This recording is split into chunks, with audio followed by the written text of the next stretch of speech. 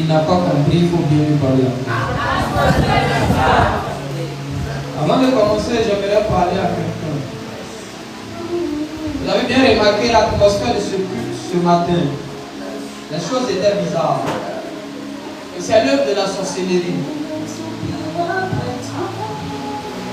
S'il y a une chose qui m'énerve, c'est la sorcellerie. Dis à ton voisin, arrête la sorcellerie. Parce que la prochaine fois que la chose va se répéter dans un culte, un dimanche en plus, tu ne vas pas t'en sortir.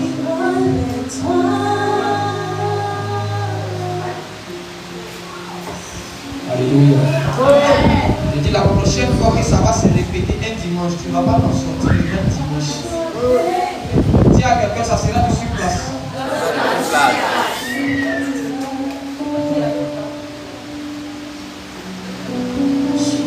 J'ai envie de passer les informations avant de prêcher, mais je sens dans mon esprit que je dois prêcher d'abord avant de passer les informations. Je sens avant d'entrer dans les choses d'en haut. On va nous prendre Ézéchiel chapitre 28, à partir du verset 13. On va se tenir debout pour honorer la parole de Dieu, la parole puissante et vivante de Dieu. Ézéchiel chapitre 13, à partir, Ézéchiel chapitre 28, à partir du verset 13. On va dire. Je lis la parole de Dieu. Tu étais en Éden, donc tu étais en Éden, le jardin de Dieu. Tu étais dans un jardin. Tu étais couvert de toute espèce de pierres précieuses, Yes. de sardoine, Yes. de topaz, de diamant, de chrysolite, d'onyx, de jape, de saphir, d'escarboucle, Yes. d'émeraude et d'or. Donc, Tes tambourins et tes flûtes étaient à ton service, à ton service. préparés pour le jour où tu fus créé. Yes. Tu étais chérubin protecteur, Tu étais un chérubin protecteur. aux ailes déployées. Donc tes ailes étaient déployées. Je t'avais placé et tu étais sur la montagne sainte de Dieu. Tu avais été placé sur la sainte montagne de Dieu. Tu marchais au milieu des pierres et des Donc élances. tu marchais dans la gloire. Tu as été intègre dans tes voies Tu as été intègre dans tes débuts. depuis le jour où tu fus créé, Depuis ta création. jusqu'à celui où l'iniquité Et puis un matin, a été trouvée. l'iniquité a été trouvée. Avance un peu maintenant. Par la grandeur de ton commerce, Par la grandeur de ton commerce, tu as été rempli de violence tu es rempli de violence. et tu as péché. Et tu as Péché. Maman, termine le verset s'il te plaît. Je te prie. Je te précipite de la montagne de Dieu Yes. et je te fais disparaître chérubin protecteur. Et je te fais disparaître, chérubin protecteur. Du milieu des pieds et des sélances. Tu quittes la gloire désormais. Alléluia. Donc, Non, maman, ça va. parole du Seigneur. Est-ce qu'on peut acclamer Jésus?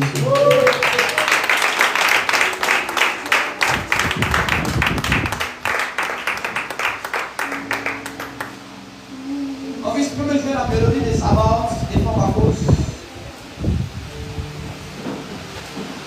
Ce matin, je veux parler sur la sagesse de Dieu. Alléluia. Notre thème de ce matin, c'est un thème général, c'est la sagesse de Dieu. Ou la sagesse de Jésus-Christ. Ça dépend de toi, vous choisir le nom du partage. Alléluia. Notre texte de base, comme nous venons de le voir, c'est Ézéchiel chapitre 28. Le verset 13, on a lu jusqu'au verset 16, mais on peut aller jusqu'au verset 18. Ça ne dérange pas. Vous savez pourquoi il est important d'avoir la sagesse? J'ai lu dans la Bible et il y a une histoire qui m'a choqué. C'était l'histoire d'un jeune homme. Et la Bible déclare que Dieu est venu à ce jeune homme et puis lui a demandé: tu veux quoi? Dieu se présente à un homme. En fait, on n'a pas l'habitude de demander à Dieu, de dire à Dieu: fais ça pour moi, fais ça pour moi. Mais ce jour-là, c'est Dieu même qui est venu vers un homme. Et puis Dieu demande, il dit: mais qu'est-ce que tu veux? La réponse de cet homme-là m'a choqué. Il dit à Dieu: je veux l'intelligence, je veux la sagesse.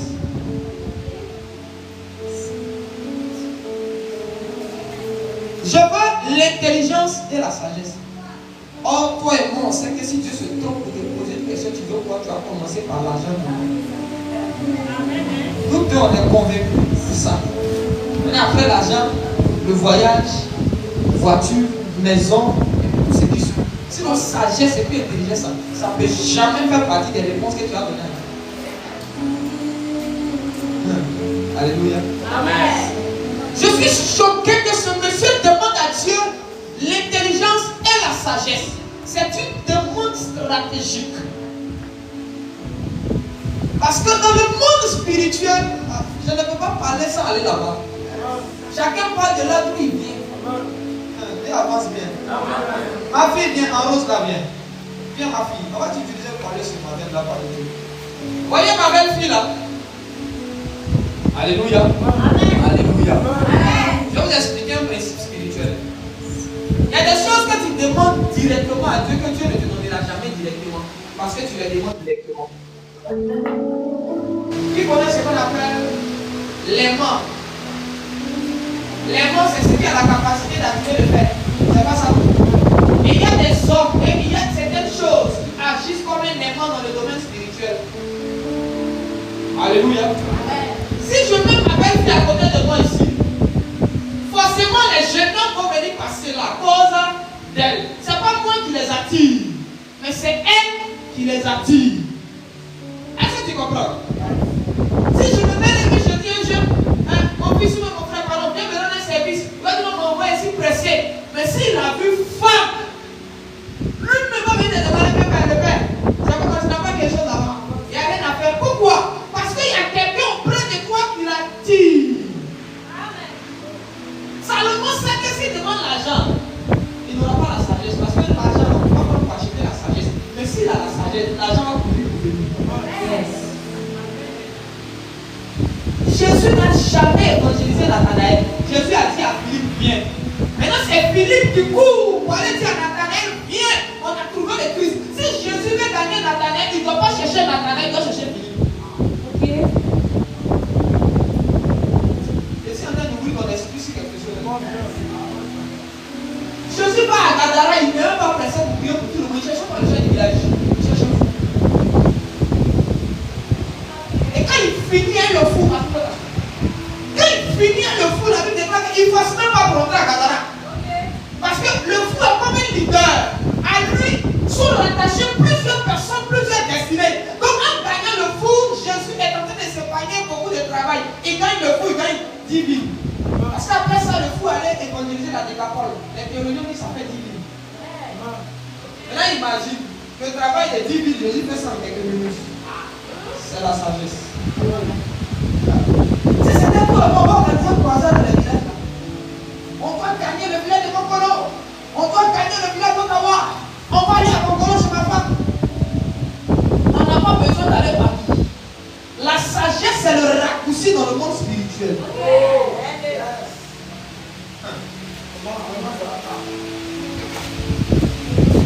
Salomon, à cause de la sagesse, la reine de Midi, elle est quittée chez elle, elle est venue voir. Elle est venue entendre. Elle est venue contempler. Ton problème, c'est que tu demandes l'argent. L'argent ne vient pas parce que tu demandes l'argent. On demande à Jésus l'argent, il dit à Pierre, va pêcher le poisson. Quel est le rapport entre le poisson et l'argent? C'est qu'en soi, le poisson a la capacité de produire de l'argent.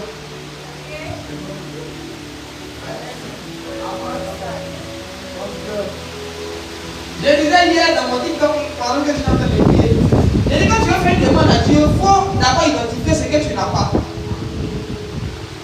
Et puis si tu dois demander à Dieu de faire quelqu'un auprès de toi, il faut que la personne ait ce que tu n'es pas. Ce que tu n'as pas. Parce que le vieux, moi j'ai pris beaucoup, je gêne beaucoup. Il n'y a pas besoin de quelqu'un qui prie, qui gêne comme moi. Nous qui prions gérer, ça ne peut pas changer le ministère. J'ai besoin de quelqu'un qui a l'argent, qui peut payer une croisade, on va aller taper, une croisade, on va aller taper. Il appelle Matthieu quoi? On dit Matthieu est un collecteur d'impôts. Jésus a besoin d'argent. Pendant Jésus a venu, il a pris les gens bizarres. Ils sont bizarres. La sagesse de Dieu est une folie pour les hommes. Ils ne peuvent pas comprendre. Et à un moment donné, c'est bizarre. Jésus dit alors, je l'ai. Zaché là, il a l'argent. Zaché même si c'est comment Jésus m'a dit que ça, c'est vrai.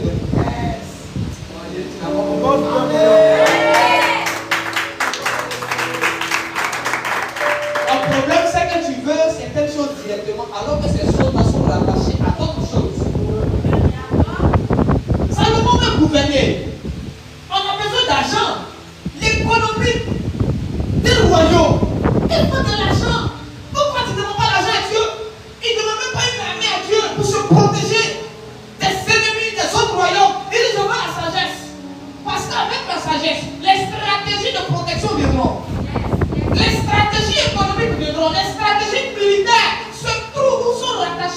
sagesse. Donc la sagesse est un aimant qui a la capacité d'attirer toutes ces choses auprès de Salomon. Salomon n'a plus besoin d'aller vers ces choses, ce sont ces choses qui viennent vers lui. En problème, tu cours derrière certaines choses. Moi, tu as dit à Abraham, j'ai ordonné à la bénédiction de te poursuivre. Maintenant, pourquoi toi? Pourquoi toi, tu poursuis la bénédiction? Pourquoi c'est toi qui poursuis la bénédiction? La bénédiction a été configurée pour poursuivre. Maintenant, quand toi tu la poursuis, tu viens la dénaturer. Même si tu l'attrapes, ça n'aura pas le même effet.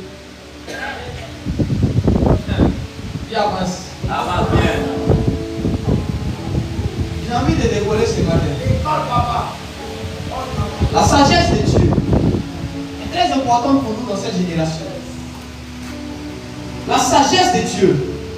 Vous savez comment les disciples ont évangélisé? Quand ils sont dans une maison, ils cherchent le mari. Parce qu'avant là, quand tu as gagné un mari là, s'il y a 15 personnes chez lui à la maison, tu as gagné les 15. Vous savez pourquoi les églises aujourd'hui là, les gens ne sont pas nombreux à l'église, sont nombreux dans les maquis? Parce que nous les chrétiens, quand on parle, ce sont les femmes qui nous reçoivent. On parle à la femme. Oh, la femme ne peut jamais traîner son mari à l'église, mais le mari peut dire, allons ici. Tu as compris ça? Amen. On gagne Corneille, on gagne toute la vie. Il y a des choses que tu demandes à Dieu, c'est pas ce que tu dois demander. Il y a autre chose que tu dois demander qui va attirer naturellement et simplement la chose pour laquelle tu es en train de pleurer.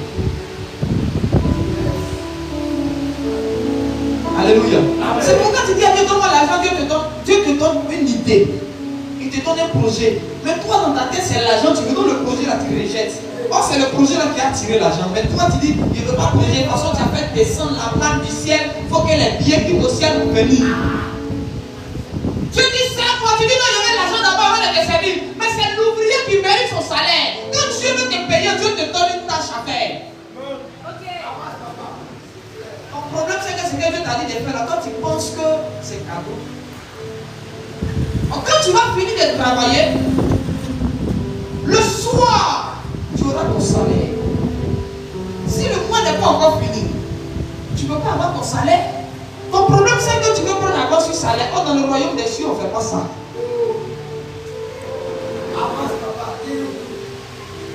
Voilà ton problème. Tu penses que Dieu fonctionne comme un homme. Donc, ma base sur salaire, non, là-bas, là, tu finis d'abord que te donne.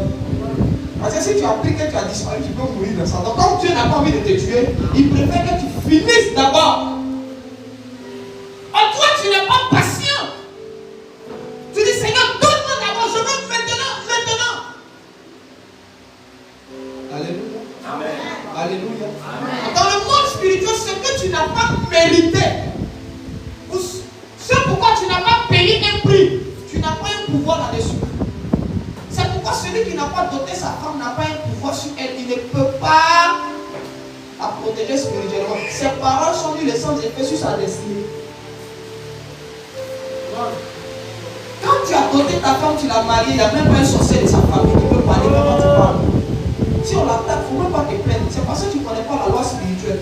Tu dis à la terre, et la terre, il faut te calmer. Où on est là, c'est une affaire de loi. J'ai payé la dot devant toi, tu étais là. Si j'ai payé la dot, que ces gens-là se lèvent pour faire quoi que ce soit, terre, je te laisse un peu. Il faut aller dormir. Là, la sagesse va t'épargner certaines longues prières. On prêchait c'était quand on c'était le mercredi. Elle dit Jésus est dans la barque et puis c'est toi qui pleures. C'est le manque de sagesse qui fait ça. Jésus, le Tout-Puissant, lui, on dit à tempête, il y a vent, lui il dort. Il dort aussi. Si Jésus dort, ma fille, nous tous on dort. C'est dans le même bateau on est. Donc si c'est gâté, c'est nous tous on va tomber. Si dort, dormons. Dormons. Oh, j'appelle mon père spirituel. Et cette affaire à ton père spirituel dit ma fille dort. Et là c'est toi qui tremble. Cette trembleur peut changer ta vie. Trembler là, ça ne peut pas chasser des mots. Si on dit dors, il faut dormir. Alléluia. On a besoin de sagesse pour ne pas perdre ce qu'on a déjà. Ce que Dieu nous a déjà donné. Donc la sagesse doit nous permettre de conserver. Elle a aussi un rôle conservatoire. Qui avance bien. Ton problème c'est que c'est la sagesse qui te manque. C'est pourquoi le jardin on t'a donné là, tu ne peux pas garder Adam. Mais il faut la sagesse pour garder ce que tu as. On te donne 10 n'as pas la sagesse de garder 10 000, tu dis 1 million, tu veux. Toi-même, il faut voir. Dieu te donne des enfants, mais tu ne sais pas les gérer. Tu ne sais pas les encadrer. Tu ne sais pas gérer ce que tu as. On veut dire que celui qui n'est pas fidèle dans peu de choses, en réalité, quand on dit fidèle, c'est celui qui n'a pas la sagesse de gérer le peu qu'il a. On ne peut pas lui confier de grandes choses. Ton propre téléphone, tu ne peux pas bien garder. Sur l'ordinateur, il va te donner. John Molo, tu ne peux pas bien attraper. C'est iPhone, Dieu n'a qu'à te donner. Tu vas casser l'écran pour nous donner ici. Et puis ça, c'est du gâchis parce que l'argent est perdu là.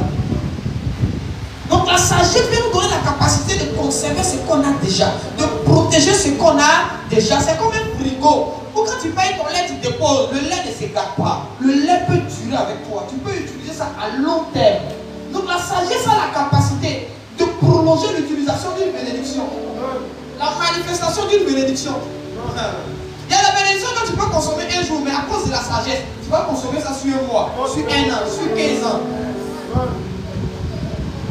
La sagesse a la capacité d'allonger la date d'expiration d'un produit. Alléluia. On a aussi besoin de la sagesse pour ne pas perdre ce qui nous est réservé dans le futur. Parce qu'il y a des choses qui nous appartiennent. Et si on n'use pas de sagesse maintenant, on va perdre les bénédictions qui sont dans le futur. Est-ce que tu me comprends? Dieu dit à Moïse, on s'en va à Canaan. Mais le manque de sagesse va faire que Moïse va voir Canaan de loin, mais il ne va pas rentrer là-bas. C'est comme ça que Dieu te dit, toi tu seras béni. Mais tu n'entres pas dans la bénédiction par manque de sagesse. Il y a une manière de faire qui va t'assurer la manifestation de ce qui est devant.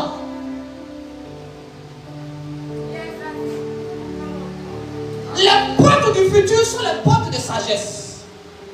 Les portes de l'avenir. On a écrit sur ces portes la sagesse. Je vous parle des choses de l'esprit. Je ne vais pas parler des portes des supermarchés. J'ai dit les portes du futur. Le futur, c'est une dimension spirituelle. Et quand tu veux entrer là-bas, c'est écrit dessus sagesse. Si tu n'as pas la sagesse, tu ne peux pas rentrer. Ce n'est pas une affaire de j'ai pris longtemps, c'est une affaire de sagesse. Tu es dans le présent, mais il y a des bénédictions que tu as perdues il y a longtemps, tu ne sais pas, à cause du manque de sagesse. Ça y est, peut-être que tu es encore sur le trône, tu ne sais pas, mais tu as déjà perdu la royauté. Tu as déjà perdu. Tu as déjà perdu. Par manque de sagesse, tu risques de perdre quelque chose qui t'appartient. Beaucoup ont perdu leur mari avant de rencontrer leur mari. Beaucoup ont perdu leur femme avant de rencontrer leur femme. Tu ne l'as pas encore rencontré que tu l'as perdu. C'est possible de perdre ce que tu n'as pas encore vu.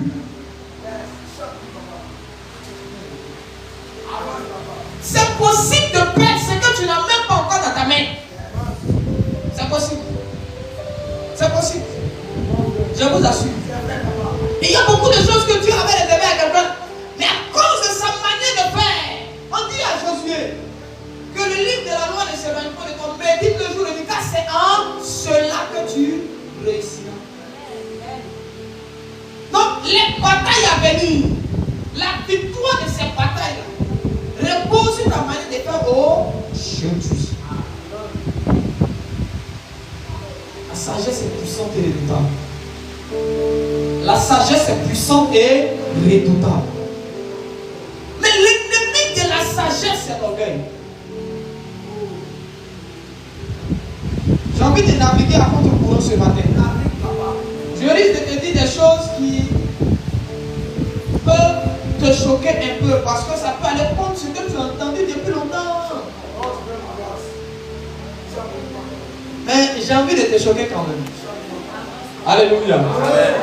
L'ennemi de la sagesse, c'est l'orgueil. L'opposé de l'orgueil, c'est pas l'humilité. C'est la sagesse. Alléluia. Qu'est-ce que l'orgueil? Qu'est-ce que l'orgueil? Dans le passage que nous avons lu, maintenant je vais dans le passage,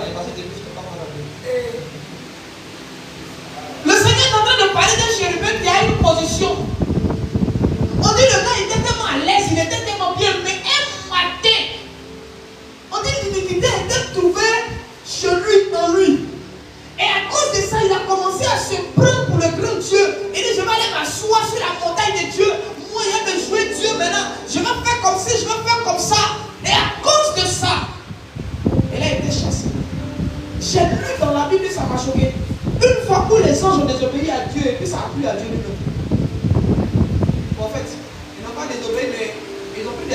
sont Dieu.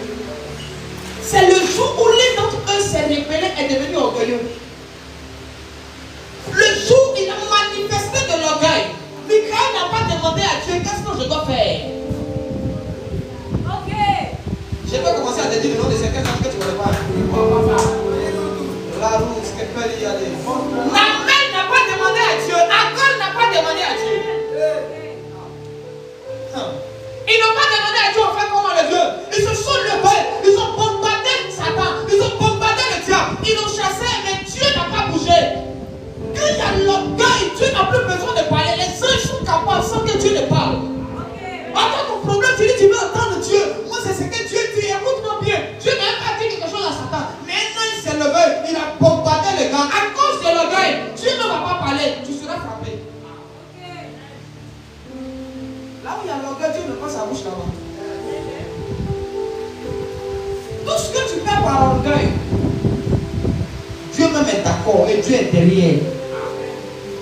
C'est pas un péché. Si on est venu t'arracher ta femme par orgueil, et si venu te choquer, hein? J'ai dit, c'est pas un péché. Pourquoi voici a été chassé et puis Dieu ne s'est pas plaint? C'est un Dieu de justice.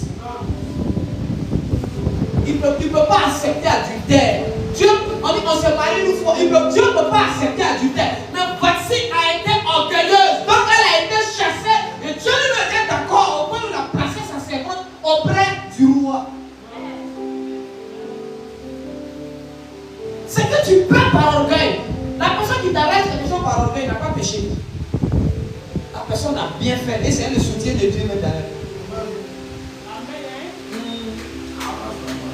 C'est pas Satan qui résiste aux orgueilleux. Quand tu deviens orgueilleux, là, ton ennemi, là, c'est pas les hommes, c'est Dieu lui-même. C'est le royaume des cieux. C'est pourquoi quand tu es orgueilleux et que tu commences à prier, c'est pas un démon qui combat l'ange qui vient t'exaucer. Parce qu'il y a des anges qui sont waré. Dans ton orgueil, ils sont comme les anges déchus là. Dans ton orgueil, quand tu pries, venir t'aider un peu pour te faire comprendre que non, c'est-à-dire. Quand un tel ange me vient pour te faire prendre conscience, mais il y a un autre ange qui le bloque et tu vas laisse-la. Invalide-le. Laisse-le, il n'a pas oreille, il va comprendre. Il y a 2 minutes au Japon pour lui. Dis la face bien.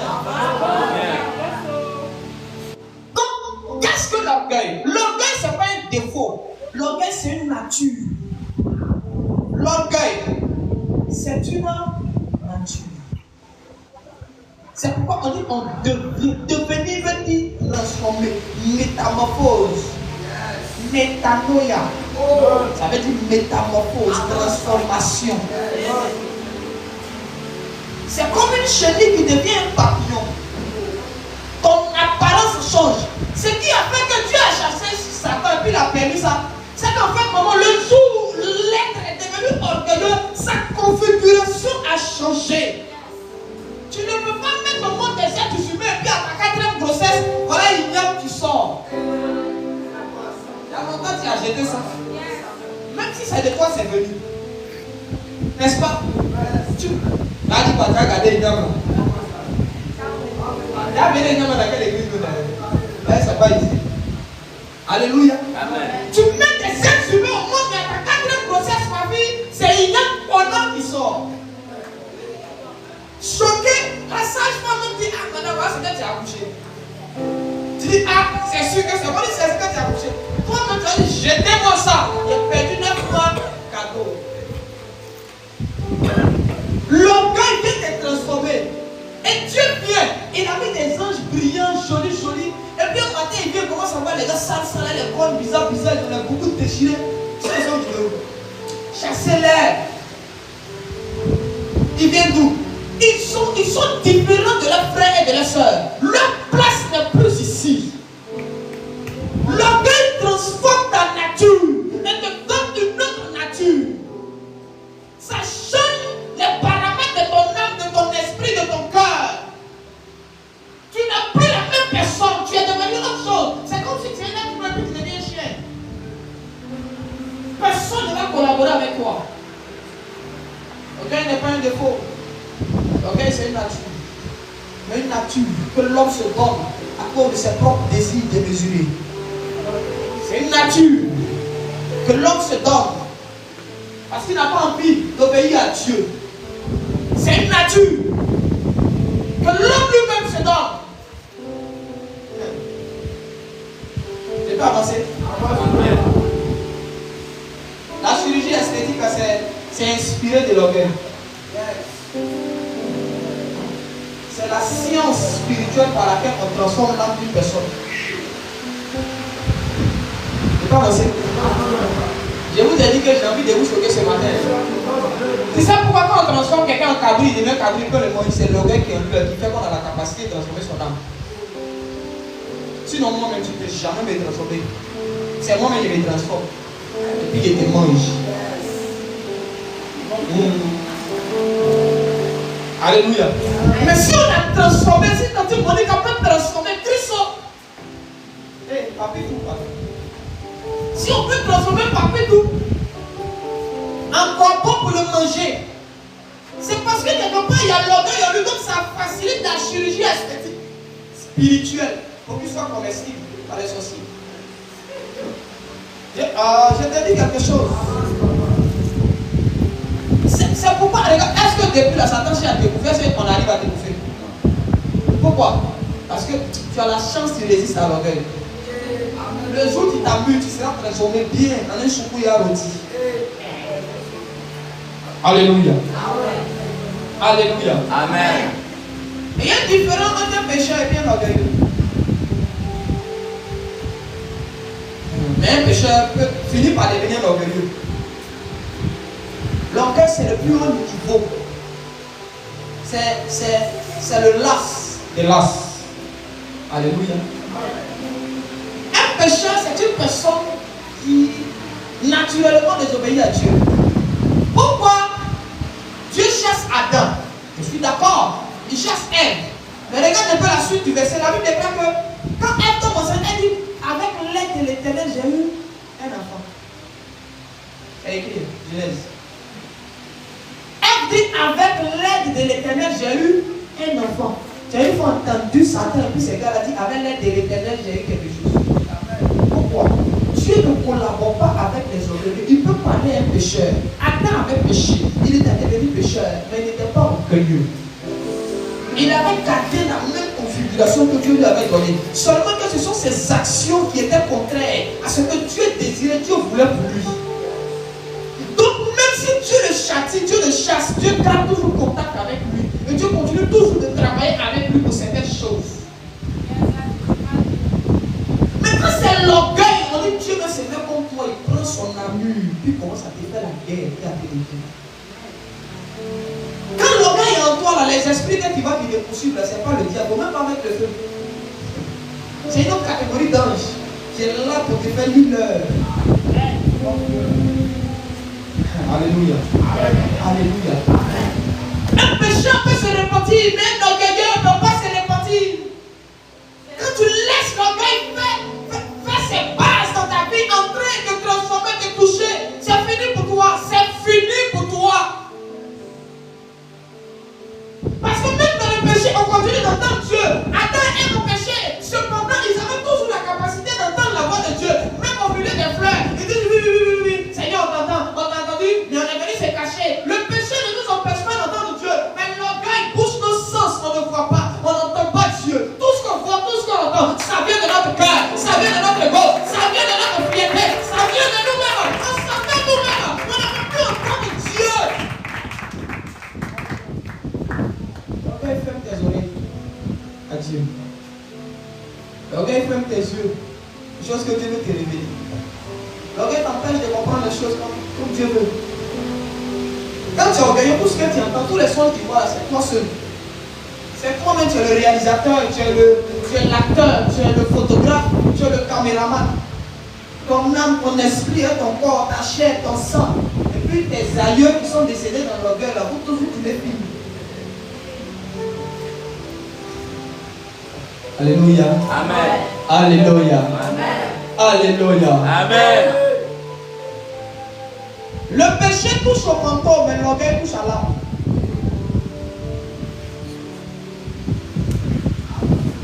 La Bible déclare nos robes dans le sang de l'agneau. On trempe dans le sang de l'agneau pour purifier ses péchés. Je peux avancer.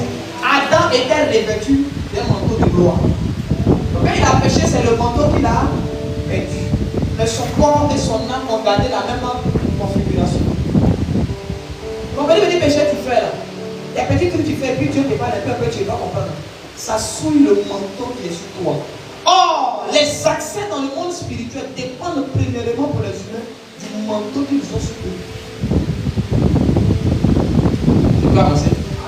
Ça dépend du manteau que tu as. Il y a des endroits où avant d'entrer, on dit ici, on ne s'habille pas comme ça. Pour rentrer ici, là, voilà comment on s'habille. Tu es tenu de respecter les principes de cet endroit pour y accéder. Si tu ne veux pas, tu t'en vas. On n'est pas là pour toi. Le péché touchera ton manteau et t'empêchera de rencontrer certaines personnes dans ta vie. Le péché souille le manteau que nous avons. Lorsque nous sommes nés, il y a un manteau que Dieu nous a donné. Et chaque fois qu'on est en train de pécher, le manteau se souille. Le manteau se souille. Le manteau se souille. C'est pourquoi lorsque Élie allait, Élie a préféré laisser un manteau à Élisée. Parce que le manteau d'Élie était pur, était propre. Il fallait qu'Élisée soit revêtu d'un autre manteau. Parce qu'Élisée était né dans une famille un peu bizarre. Et Dieu est parti le prendre derrière les trucs bizarres qu'il faisait. Un agriculteur suivait des bœufs. Donc on lui donne un manteau afin qu'il ait accès aux anges avec lesquels Élie travaille. C'est comme ça que le dernier miracle d'Élie devient le premier miracle d'Élisée. À cause du manteau. Et c'est le manteau que les fils des prophètes ont vu. Ils ont dit, ah, l'esprit d'Élie repose sur Élisée. Quand Dieu t'a fait, quand tu as accepté Jésus, il y a un manteau qui est venu sur toi. Mais le manteau est devenu sale à cause du péché. Il faut laver ta robe dans le sang de l'agneau. Sinon tu ne peux pas rentrer au ciel. Là-bas on ne rentre pas avec beaucoup déchiré. Là-bas on ne rentre pas avec une robe sale. On entre avec une robe pure, une robe propre. Le péché nous salit notre robe. Tu peux avancer? Ce n'est pas tous les péchés qui mènent à la mort. Le péché qui mène à la mort directement, ça s'appelle l'orgueil en fait. J'ai dit que l'orgueil c'est le haut niveau du péché. Alléluia. Amen. Rappelez-moi ici, ils sont dépassés l'heure. Amen. Rappelez-moi si je suis en train de dépasser l'heure. L'âme qui pêche, c'est l'âme qui doit. L'orgueil, là, ça touche à l'âme. Mais le péché touche au monde. Je prie que Dieu puisse te sanctifier et te purifier. Amen. Je prie que Dieu puisse te sanctifier et te purifier. Amen. Comment savoir que tu es en train de faire la transformation pour aller devenir orgueilleux ou orgueilleuse? Viens te citer quelque chose, ça peut t'aider. Quand toi dans ton cœur tu dis que c'est Dieu seul qui doit te parler, Dieu seul. Tu sais le problème de Satan, c'est que quand il a déconné là, c'est Michael qui est venu lui parler. Il dit toi tu n'es rien pour me parler. Moi ici à la montagne de Dieu. Donc celui qui peut me parler c'est Dieu lui-même. Quand il est là, non, moi c'est Dieu. Quand un frère vient te dire, mon frère fais attention, ma soeur fais attention. Oh, moi je ne suis pas dans votre truc là. Moi le Seigneur me parle. J'entends que Dieu me parle. Noé allait dire aux gens, il a dit, Noé quitte là. Tu as vu Dieu. Dieu peut nous parler. Quand tu commences à voir ce genre de choses, tu as commencé à être transformé. La chirurgie a commencé, c'était dans le bloc. La chirurgie a commencé comme ça. On a déjà commencé à modifier ton nez, ta bouche, tes pieds. On a déjà commencé comme ça. Moi, c'est Dieu seul. On ne peut plus donner conseil aux jeunes de cette génération. Deux petits songes, il a eu et c'est fini. Il est devenu un voyant, visionnaire, double zoom. Seigneur, Seigneur, un petit truc, non, le Seigneur me parle, j'ai vu. Ok. Voyant. Elle aussi avait vu que le fruit était bon. Hein. Et elle a mangé. Elle a mangé les mottes. Il faut bien voir. Sinon tu peux mourir. Écoutez-moi bien. Il n'y a pas que Dieu seul qui va te parler dans ta vie. Il y a les hommes aussi qui vont te parler. Il y a les hommes qui doivent te parler que tu vas écouter. Je vais vous raconter l'histoire. Moi, je suis né au village. Hein.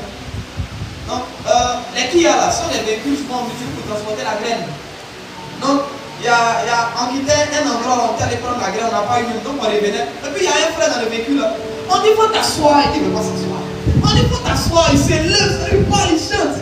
Comme au village, souvent, il y a des plantations de palmiers là. Donc, les palmes là, souvent, c'est sur la route. Donc, il a tombé dos comme ça, à là où on allait. Et puis, il posait. Donc, depuis, on lui dit de s'asseoir, il ne peut pas s'asseoir. Il y a une palme là, il ne sait pas le chauffeur, il y a une palme là. Ça a chicoté les fesses du gars, il est tombé. Il est tombé par du véhicule, on a crié. Donc, on a commencé à se lamenter. Il y a un frère qui a dit, il dit laissez-le, c'est pas pour toi qui a dit en plus, tu vas parler, mais tu vas comprendre. Si moi, tu n'es pas, tu vas comprendre. Il faut mourir, on t'enterrer. Il avait raison. Parce que si les gens te parlent, tu ne peux pas écouter. Toi, tu dis que tu veux pas Dieu, tu veux que Dieu te parle. C'est l'orgueil qui a poussé comme ça. La Bible déclare que Dieu parle tantôt d'une manière, tantôt d'une autre. Il ne faut pas imposer à Dieu le canal par lequel il va passer pour te parler. C'est l'orgueil. Satan dit non, moi, si ce n'est pas l'éternel, seulement l'éternel, on ne peut pas le voir. Et puis rester en vie. J'ouvre une parenthèse. C'est un message que je vais vous donner plus tard. Est-ce que vous savez que les anges peuvent, les démons peuvent? Je ferme la parenthèse. Je ferme la parenthèse. Et du coup, c'est Dieu seul. Il a été chassé. Alléluia. Alléluia. Amen. Quand tu penses qu'il y a une catégorie de personnes qui doivent te parler, mais il y a une autre catégorie qui n'a pas le droit de te parler. Moi, c'est qu'il y a des gens que toi tu estimes, c'est eux-là qui sont les seuls à pouvoir dire. Et puis tu as écouté. C'est ceux que tu pourras être au-dessus de toi. En ceux que tu pourras être en dessous de toi, pour toi, ils ne peuvent pas te dire moi, puis tu as écouté. Ah, c'est les jeunes, nous on est dans le ministère longtemps. On me dit, il y a au moins 40 ans de ministère. Vous avez reçu l'appel hier. On connaît Dieu, mon petit laisse. Ceux qui vont me parler, écoutez, d'accord. C'est simple. Jésus avait 33 ans. Il a commencé à 30 ans. Alléluia. C'est l'orgueil qui a fait que les Juifs, quand beaucoup sont morts, parce qu'ils se sont dit, un jeune homme de temps ne peut rien nous apprendre. Il ne faut pas estimer, il ne faut pas dire non, voilà telle catégorie de personnes qui doivent me parler, puis moi, il comprend, moi, il entend, il me souvenir, écouter. Non, il faut écouter, prendre ce qui est bon, laisse ce qui est mauvais. Il faut moi, la fille de Clémentine, tu as compris où? On t'attend au jugement de nuit, que Clémentine vient te sauver. Alléluia. Amen. Quand on a tort, on ne se justifie pas. Toute justification, alors que tu as tort, c'est l'orgueil qui a poussé. Adam, on dit tu as mangé, lui, le vieux, il a mangé, pardon. C'est pas fini. Il dit non. C'est vrai, j'ai mangé. Je reconnais que j'ai mangé. Mais, c'est la femme là. C'est elle. Elle dit oui, Dieu, je reconnais. J'ai mangé, j'ai donné à mon mari. Mais, c'est le serpent. Et Dieu sait que ça va tomber sur lui. Mais le serpent est capable de dire, mais qui a planté l'arbre là? Qui a mis ça ici? Qui a compris ça ou là? Oh, Dieu est sage. Il dit, bon, ça va. Cette histoire là. Pardon, ça va là. C'est bon. Laissons ça comme ça. Alléluia. Amen. Mais Dieu a planté. Est-ce qu'il vous a dit de. Est-ce que c'est pour vous là? Il dit, laissez sa chose. C'est lui qui a planté. Maintenant, vous vous levez derrière lui. C'est lui qui a planté, il dit laissez-vous, vous allez manger. Vous voyez un peu? Dieu sait que où ça va là, ça ne va pas l'arranger, donc laissons. Il dit ok, ça va. Vous avez compris? Comme vous vous justifiez, au lieu de courir, papa, on a péché. C'est vrai, on a tort. Ne finis jamais de demander pardon. Tu as dit, mais c'est parce que tu m'avais regardé comme ça. Tu es dans le laboratoire de l'orgueil. Je sais que quelqu'un s'est demandé de lui. Dis à moi, ça me touche. Parce que quelque part, nous tous, à un moment donné de notre vie, on a mis un pied dans le laboratoire de l'orgueil. Et ça fait que Dieu a commencé à nous résister. On fait un truc, on dit non. Et aujourd'hui, on dit non. Il y a des gens qui trompent. Ma femme, ma mère, elle ne regarde pas. Ma femme, elle fait rien, moi. Donc, il peut aller tromper. Pasteur, toi-même, il faut voir. Une femme, un bois. Pasteur, je suis un homme, je suis pas un bois. Ah, nous, on a compris. J'étais un homme quand tu partais de la mariée. Tu n'étais pas bois. Et tu seras un homme quand tu vas aller en enfer. Tu ne seras pas bois. La justification n'arrête pas la correction ou la conséquence. Ils se sont justifiés, est-ce qu'ils n'ont pas été chassés? Ils se sont justifiés, est-ce qu'ils n'ont pas été chassés? Ils ont été chassés. Peu importe la raison que tu trouves pour faire ce qui est mauvais, la facture va venir te trouver, tu vas payer. Dis à ton voisin, la facture arrive. Quand tu penses que tu fais bien que tout le monde, ou que tu connais que tout le monde, tu es dans le laboratoire de l'orgueil. Et quand les autres font, ça là, ils font ça, ils font pas ça bien. Ça, si c'était moi, j'allais faire ça comme ça. Voilà comment on fait. Tu es toujours insatisfait de ce que les autres font. Quand c'est toi qui fais cela, c'est bien. Quand c'est les autres, c'est bizarre. Tu es dans le laboratoire de l'orgueil. Et c'est là aussi, elle a fait comment pour un mari comme ça. Ah, Dieu aussi. C'est toi qui mérites ce genre de mari. Sinon, elle ne mérite pas ce genre de mari. Tu es dans le laboratoire. Tu es dans le laboratoire. Là, peut-être ils sont arrivés vers ta partie, ils sont en train de modifier des choses. Donc, Dieu avance bien. Dieu avance bien. Quand on est en train de te parler, et puis tu commences à me faire devant les gens. Maintenant, derrière, tu t'assois là. Non. Vous-même, vous faites de la foutaise. C'est rien. Ah, venez, ça c'est mon temps. Je sais mon cœur. Tu ne sais pas ton cœur. Tu es dans le laboratoire de l'orgueil. Tu es en train de mourir, quoi. Alléluia. Alléluia. Amen. Les plus mûrs. Pendant qu'on te fait un reproche. Il y a des gens devant l'homme, ils sont bons, parfaits. Mais derrière, il ne faut pas oublier qu'Adam et Ève, c'est derrière qu'ils ont mangé des fruits, ce n'est pas devant eux. En fait, là, Dieu, là, il prend plus en compte ce que tu fais derrière que devant. Parce qu'ici, là, tout le monde est bien habillé. Sortons de l'église. Il sera 18h, 19h. C'est ta vraie personnalité là qui sort là. Tout le monde ici, là, tout le monde est hypocrite. Nous tous on s'habille bien, on est bien. Campagne, oui, mais à la maison, Franco n'a qu'à faire semblant de déplacer ce que tu as mis quelque part. Injure, injure. Les démons me prennent caler devant, tu commences à noter, parce que toi tu es professionnel dans les injures. Tu vas insulter, tu seras fatigué. L'orgueil, quand on devant les gens, on a tendance à faire comme si on est bon. Chaque fois, Dieu vient dans le jardin, elle a dit, oh oui, c'est moi, le vrai homme. Quand Dieu tombe d'eau, elle s'en posait ses pas. Quand Dieu est là, elle fait comme si elle connaissait son mari. Chérie, doudou. Quand Dieu s'en va net, elle dit, doudou, quitte ici. Elle s'en posait ses pas.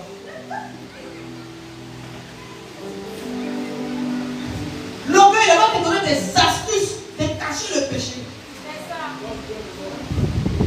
Et tu penses que se cacher des hommes va te sauver.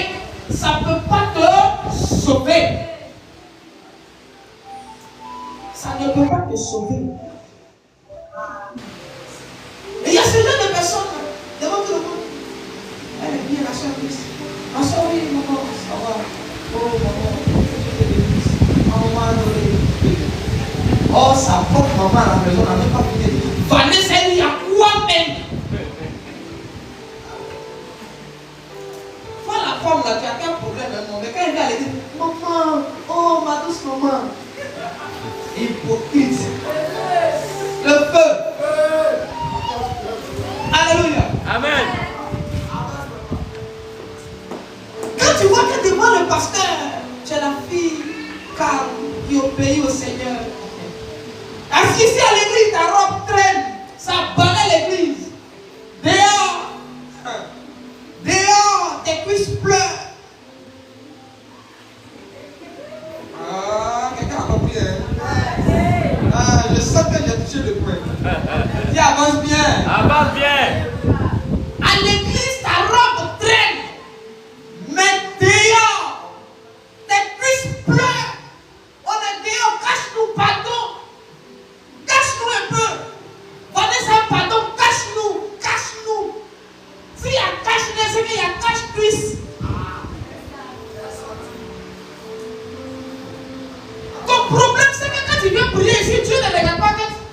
habillé ici. Il regarde comment tu es habillé dehors.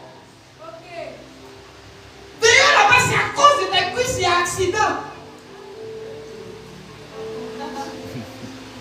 Et tu ne peux pas cacher tes cuisses dehors. Mais quand tu viens à l'église, tu veux me faire croire que tu es un bon frère, tu es une bonne soeur. Oh, tu es dans le laboratoire de l'orgueil. C'est pas moi qui va te résister quand tu es orgueilleux. L'homme même n'a rien à faire. C'est Dieu qui te résiste. C'est pourquoi on prie pour toi depuis là. Dieu me dit, hey, tu vas encore prier mon fils. Je ne ferai rien.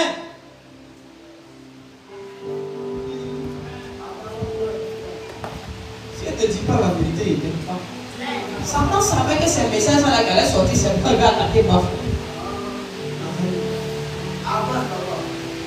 Sans l'hypocrisie là, c'est né de l'orgueil.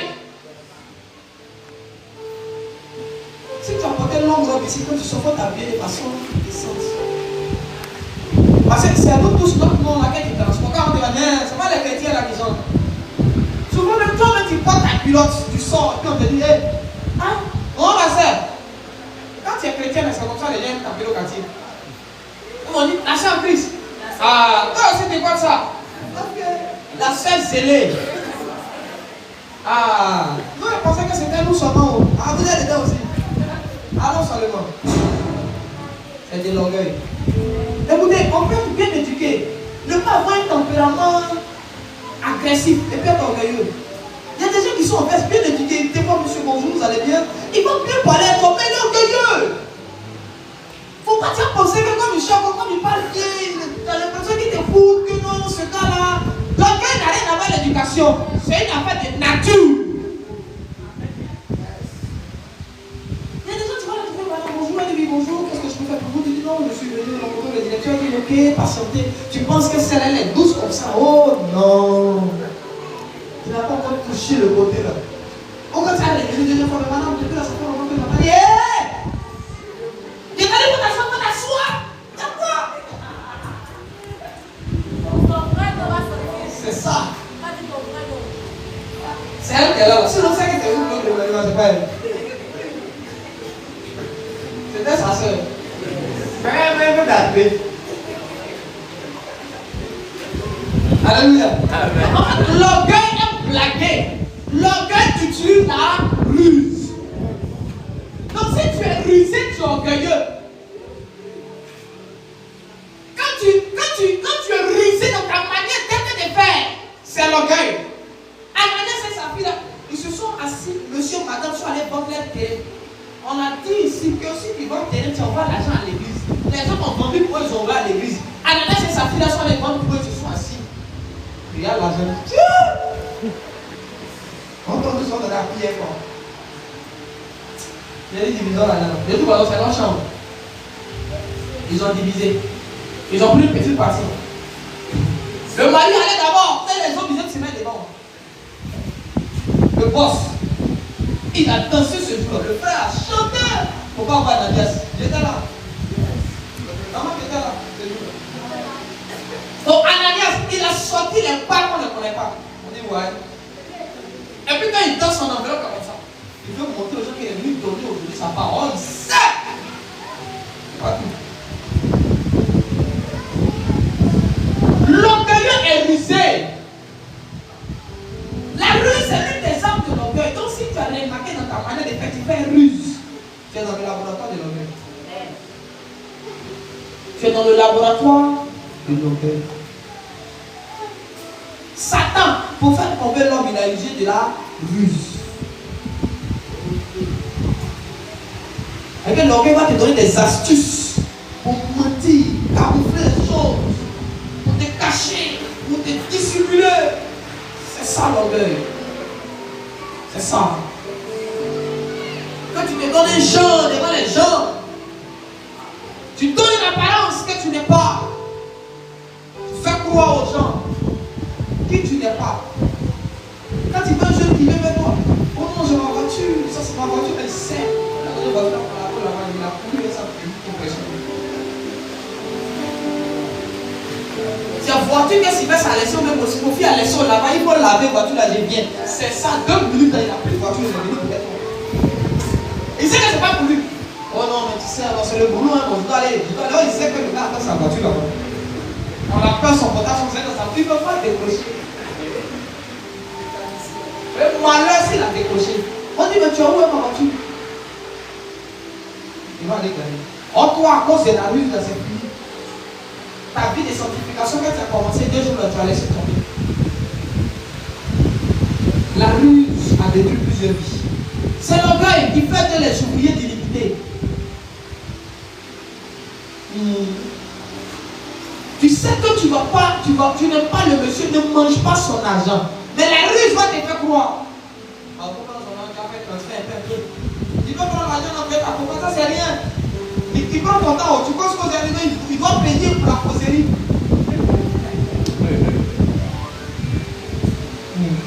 C'est le premier des gens. Il ne veut pas causer un cadeau comme ça, non. Si on cause là, c'est qu'il doit payer. Il sait que tu ne veux pas. Tu n'as même pas la tête à lui. Mais tu bouffes. Et puis demain, tu commences à pleurer, Seigneur, donne-moi le mariage. Quel mariage? On a fini de prendre l'argent des mariages, on a bouffé déjà, on ne peut plus organiser le mariage. L'argent que tu mangeais là, c'était l'argent de ta dot là. Alléluia. Amen. Alléluia. Amen. Un orgueilleux utilise l'humilité. On appelle ça la ruse. Maintenant, c'est déjà pris derrière pour que j'arrête. L'humilité est une arme que les chrétiens peuvent utiliser, que les païens peuvent utiliser, que les sorciers peuvent utiliser. L'humilité est une manière de faire. C'est pourquoi je vous ai dit que l'orgueil, là, son contraire, c'est pas l'humilité. C'est pas parce que c'est écrit Dieu fait grâce aux hommes, il résiste aux orgueilleux, que la Bible dit que non, le contraire de l'orgueil, c'est l'humilité. C'est faux. Les filles qui sont dans le monde, Delilah, elle a usé d'humilité pour gagner le cœur de Samson. On doit à la maison, on dit sois humble, tu ne peux pas écouter. Tu n'entends pas. Une paillette dehors. Les histoires de foyer là, c'est pas prière qui les écoute.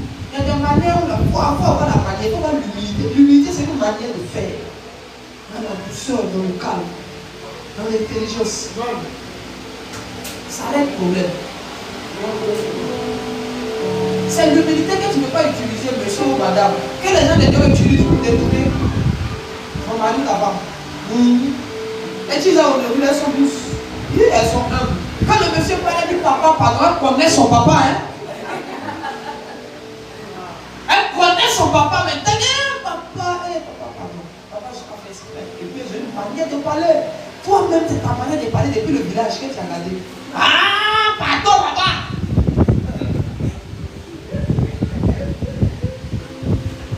Tu comprends de quoi il parle? Avance. Quand tu énervais ta maman parce qu'elle criait sur toi, c'est même chose à dire. Ça, tu as fait venir dans ton foyer. Quand les gens, maman, tu ne peux même pas parler doucement. Vous savez comment on initie dans la société? La première étape d'initiation, c'est la douceur, c'est l'humilité qu'il utilise. Il vient doucement. Satan n'est pas venu faire parler avec Jésus. Hein. Il est venu en toute humilité. Il dit, oh, procède-toi. Il n'a pas dit, procède-toi, procède. Il n'a pas crié. Les personnes veulent arriver. Il parle doucement. Dieu, il est dit, jette-toi. Voici ce que Dieu va faire. C'est la parole. L'une des caractéristiques de l'orgueil, c'est d'utiliser la parole pour se justifier. C'est que tu atteins le plus haut degré de l'orgueil. Quand tu utilises la Bible pour justifier tes trucs que tu fais. Oh, la Bible dit. La Bible déclare, jette-toi. Il enverra ses anges pour te porter. Jésus dit aussi, mais il est aussi écrit. Un orgueilleux n'aime pas quand tu utilises la Bible aussi pour le porter. Oh, je t'assure. Donc l'humilité là, tu dois avoir ça. Sinon, si tu t'amuses à l'humilité, Satan va utiliser l'humilité. Une petite ça va utiliser l'humilité. Une petite sorcière ou un petit sorcier va utiliser l'humilité pour venir gagner tes enfants. Tes enfants vont se révéler contre toi. Quand tu as parlé, on dit quitte là. Parce que derrière, il y a quelqu'un qui les prend doucement. Quelqu'un qui les prend bien. Qui les parle bien. Ça va bien les enfants. Vous avez bien mangé. Vous allez bien. Mais toi, moi-même, quand elle va passer, elle va me dire, il y a quoi? Elle va taper là-bas, il y a quoi même? On ne peut pas se reposer. On est dans le laboratoire de l'orgueil. On a besoin d'humilité, sinon on va perdre certaines choses. Je vous assure, quand un pistolet est dans la main d'un policier, tu peux marcher sereinement, mais quand c'est dans la main d'un bandit, c'est la même arme, mais c'est pas le même porteur. Tu vas commencer à comprendre. Bayassuré de Tisa n'a pas même impacté Bayassuré des femmes mariées. Non, moi, ce genre de choses là, c'est la sirène des hommes. Ok.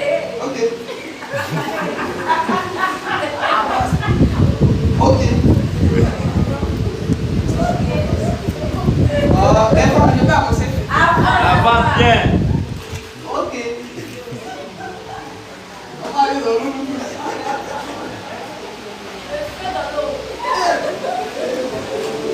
Il y a des armes qui sont là, mais on ne veut pas utiliser. Donc comme les bandits utilisent le pistolet, tu as dit que si un policier utilise le pistolet, c'est que c'est pas bon. C'est que tu les fais l'utiliser. Il ne faut pas lâcher les gens. Il ne faut pas empêcher les gens d'utiliser. Alléluia. Amen. Il y a un séminaire que je vais organiser pour les couples. On se dit des choses avant. Si tu sors de ces séminaires-là, si l'un des autres ne peut pas prendre ton foyer.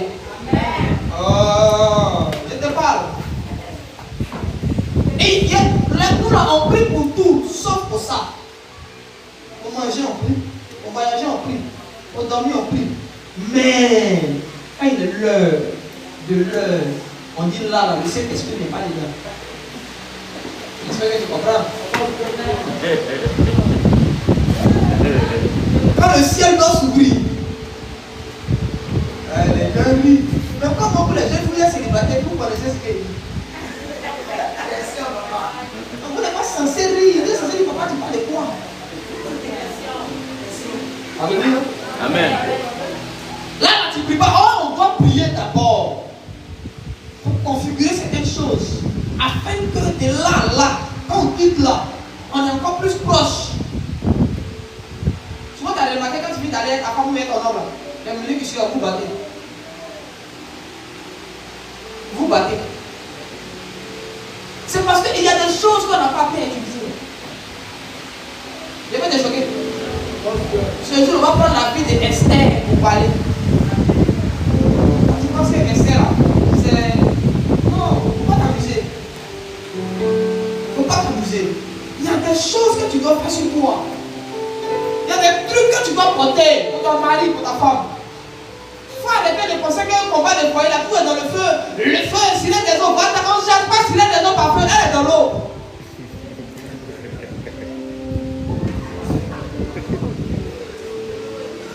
Quelqu'un qui est dans l'eau. Ça, c'est moi le feu comment? Le vent. Ah, ça peut aider. Alléluia. Amen. On ne nous a pas appris à nous battre pour ta sirène. C'est ça qui nous fatigue. C'est ça qui nous fatigue. Comment? Il faut laisser à faire des hygiènes. Il y a des périodes où il ne faut pas gêner. On ne gêne pas. Parce que là, ton mari avec, si tu es un jeune, il y a des jeunes qui te sont inspirés par Satan. Oh, je parle de quelque chose. Satan sait que dans la période, quelque chose va se passer. Non, Satan me dit, hey, mon frère, on est un jeune. Demande à Paul. Il voulait aller évangéliser une ville. La Bible dit que l'Esprit de Dieu lui a dit, non, n'allez pas. Mais imagine-toi, tu dors, puis tu entends une voix, mon fils, pendant 7 jours de jeûne. Oh, Satan sait, pendant les 7 jours là, les désirs de ta femme seront forts. Il dit, mon fils, ton esprit. Et quand ton mari met ta femme, elle dit, chérie, il ne faut pas m'empêcher de combattre Dieu.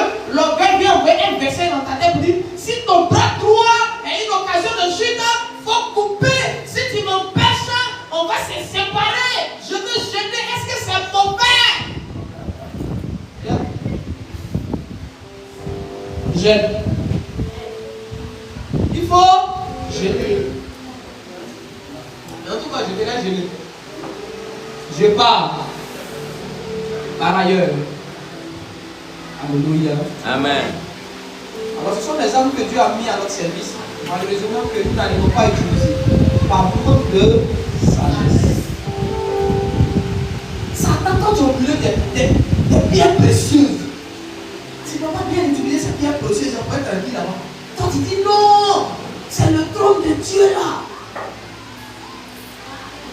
Tu veux t'élever au-dessus de Dieu. Tu as tout perdu. Tu as tout. La manière de parler est une arme. Il y a des gens. Nous avons au lycée là. Il y a des filles là. Tu entends sa voix, mais déjà tu es amoureux. Tu ne l'as pas encore vue. Sa voix seule. Elle te parle d'une manière, ta maman même tu l'oublies. Ah, tu comprends, il sait. Et non, tu as pensé que là. Maman a reçu une jeune fille ici. Elle est venue faire un don. La fille a payé commence à parler d'une manière. Elle dit à maman, elle dit maman, elle dit pas son parler. Le parler est dangereux. Ah, papa va le prendre l'esprit. Elle est sur les griffes très vite. Elle ne pourrait pas avoir gagné. Non. Elle est là. Elle est là. Elle ne joue pas. Elle parle comme ça. Donc, si tu as fait, elle bien aussi. Quand tu commences à parler à son mari comme ça, elle aussi elle vient. Elle te parle de la même manière pour te dire que chérie, va te calmer.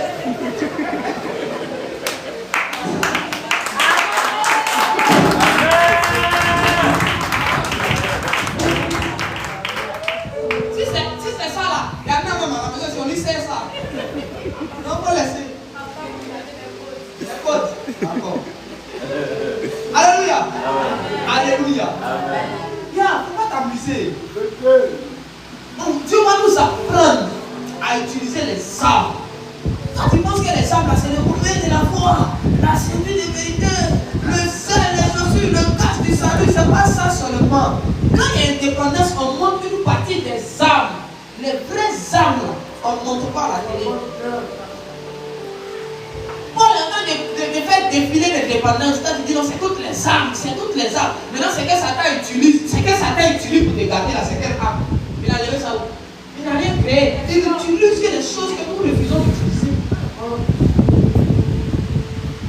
Il a les livres. Alléluia. Amen. Alléluia. Amen. C'est ça on dit à la connaissance qui libère. C'est ça qu'il y a. Désormais, quand tu as quitté là, si ta bouche veut parler bizarrement, tu vas attraper. Toi, écoute-moi. À un moment donné, David parle à son âme, dit, hé, mon âme, mais il était là-bas. Tout c'est bien fait. Elle n'oublie aucun de ses bienfaits. Tu veux oublier quoi, mon âme? C'est qu'en soi, David, son âme peut commencer à se comporter bizarrement. Donc son esprit parle à son âme pour dire, Joe, il ne faut jamais oublier ce que Dieu a fait pour toi. Donc ta femme, moi, je vais lui parler. Alors, j'ai dit, il faut parler à ta fille, hé, ma bouche. C'est pas qu'elle me dit des trucs bizarres qu'elle n'a pas envie de dire. On dit de l'abondance du cœur, la bouche ferme. Toi, tu parles de quelle abondance même? Et j'ai l'impression que tu es connecté à un autre cœur.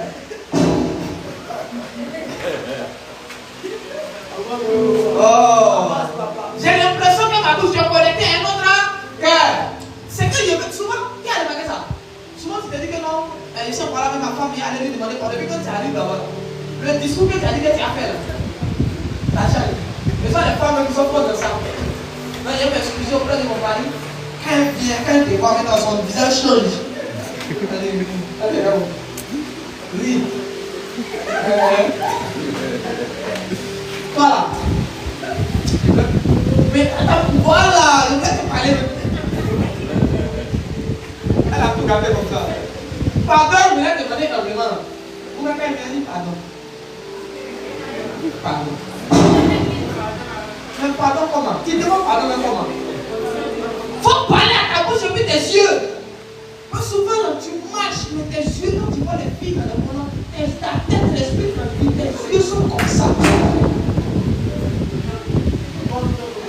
Et tes yeux, on pense que tu es en esprit, or tu n'es pas en esprit.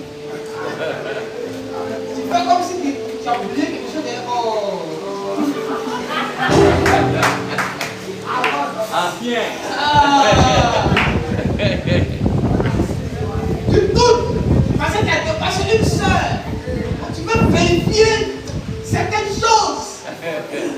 Donc, comme il y a des gens autour de de toi, il faut que tu trouves une astuce pour te retrouver.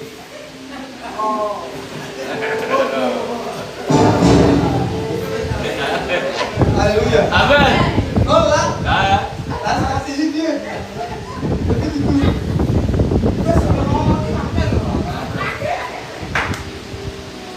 Tu fais comme si tu es perdu.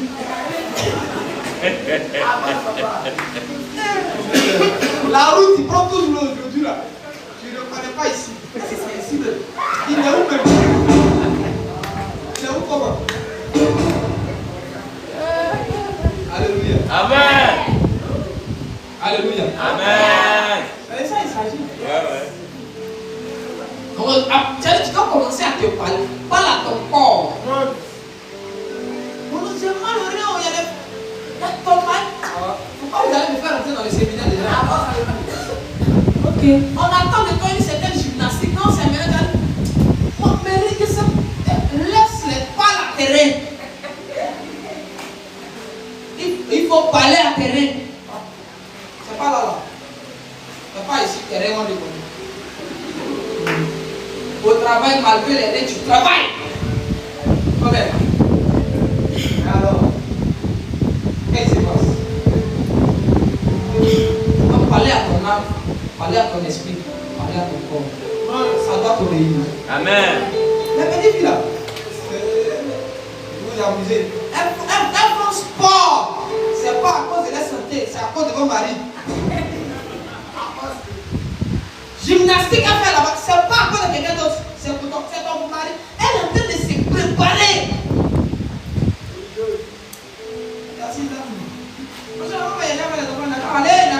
Maintenant tu pleures à l'église. Seigneur, il ne faut pas pleurer. Tu as dit qu'il n'a qu'à aller. Donc sur ta parole, les choses sont bien arrivées. Il est temps de te lever, de te battre pour récupérer ce qui est à toi. Amen. Je dis, on a des armes dangereuses. Mais Dieu, par sa sagesse, va nous apprendre à utiliser ces armes. Amen. Alléluia. Amen. Alléluia. Amen.